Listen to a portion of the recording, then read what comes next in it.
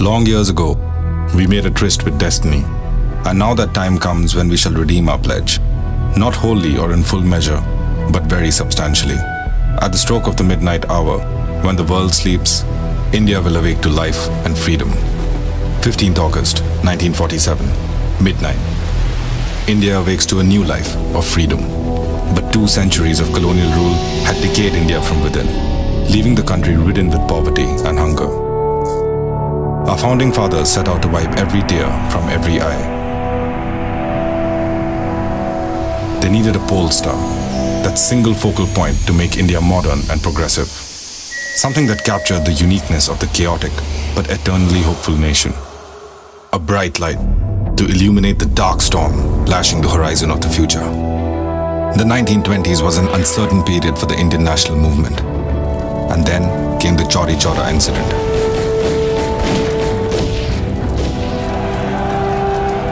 Mahatma had suspended the non-cooperation movement.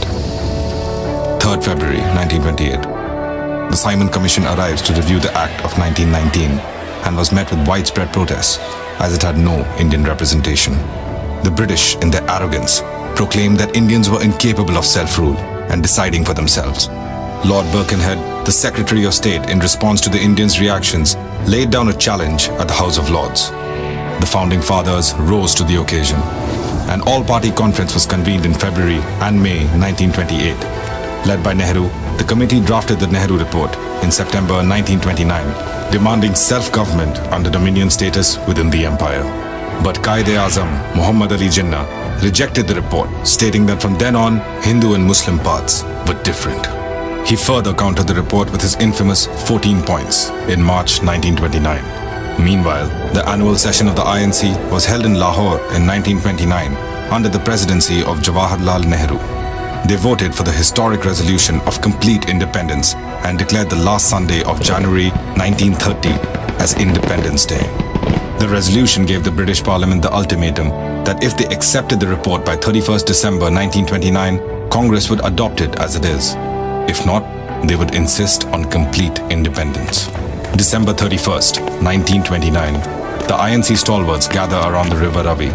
The British have paid no heed to the ultimatum, and thus the Swaraj flag is proudly unfurled. The freedom fighters were prepared for the fight. It was an event so monumental, it would change the course of history itself. Elections were held in 1937. INC came into power and formed ministries in almost all provinces. For the first time under British rule, Indians could become directly associated with the government. The dream of Indians holding the power of the government and serving the masses had become a reality. But the cheer didn't last long. World War II was initiated. Congress ministries resigned in 1939, protesting Lindadgo's decision to involve India in the war without consulting the Indians. Multiple attempts of involving India in World War II failed. With its end, the decline of the British Empire became inevitable. Mutiny amongst the naval rankings in the Air Force was the final nail in the coffin.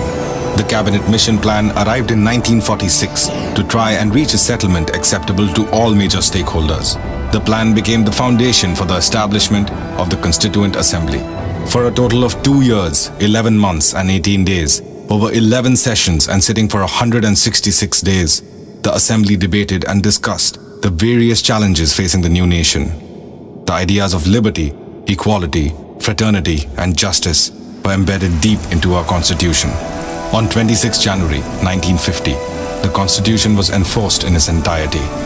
It is the foundation of free India, which we have become so accustomed to. It is our duty as citizens to know it, understand it, nurture it, and defend it. It is our duty to remember so that we can build the India of our dreams.